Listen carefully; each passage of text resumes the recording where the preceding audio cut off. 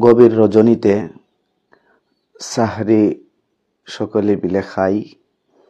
এই সাহরি খাওয়ার মধ্যে ফায়দা কি আছে? সহি মুসলিম শরীফের মধ্যে হাদিসটা এসেছে 2449 নম্বর হাদিস।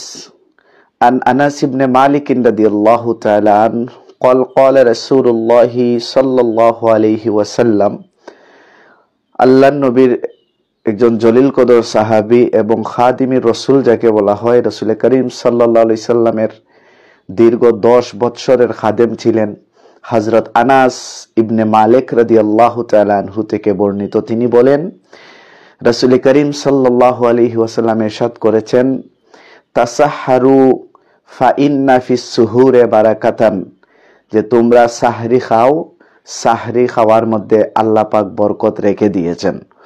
অতএব আমরা যারা সাহরি খাওয়াতে অনেকে অবহেলা করি, এটা না করে রাসূল করিম সাল্লাল্লাহু আলাইহি ওয়াসাল্লামের এই হাদিসটাকে সামনে রেখে আমরা সাহরি খাবো এবং সাহরির থেকে যে বরকত আছে এই বরকত যেন আমরা গ্রহণ করতে পারি।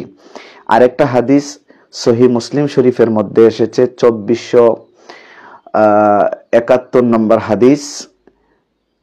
আন আয়েশা রাদিয়াল্লাহু তাআলা আনহা উম্মুল মুমিনিন, আল্লাহর নবীর সহধর্মিনী আম্মাজান আয়েশা সিদ্দিকা রাদিয়াল্লাহু তাআলা আনহা বলেন, আন্না রাসূলুল্লাহি সাল্লাল্লাহু আলাইহি ওয়াসাল্লাম কানা ইউকাব্বিলুহা ওয়া হুয়া সাইমুন, যে রাসূল করিম সাল্লাল্লাহু আলাইহি ওয়াসাল্লাম রমজান মাসে তিনি আমাদেরকে অর্থাৎ নবীজির স্ত্রীগণকে তিনি চুমু দিতেন।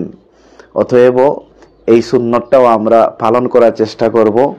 রমজান মাসে যারা বিবাহ করেছেন, যাদের স্ত্রীরা আছেন, তাদেরকে চুমু দিবেন। তবে সতর্কতা অবলম্বন করতে হবে, বিশেষ করে এই চুম্বন দিতে গিয়ে যদি দেখা যায় যে সে কন্ট্রোল থাকতে পারবে না, তার যৌন চাহিদা বেড়ে যাবে, তাহলে সে চুমু দেয়া থেকে অবশ্যই বিরত থাকবে। কিন্তু যদি সে আগ্রহের সাথে, আনন্দের সাথে সে চুমু দেয় আর নিজেকে কন্ট্রোল রাখতে পারে, তাহলে সে যেন তার স্ত্রীকে চুমু দেয়।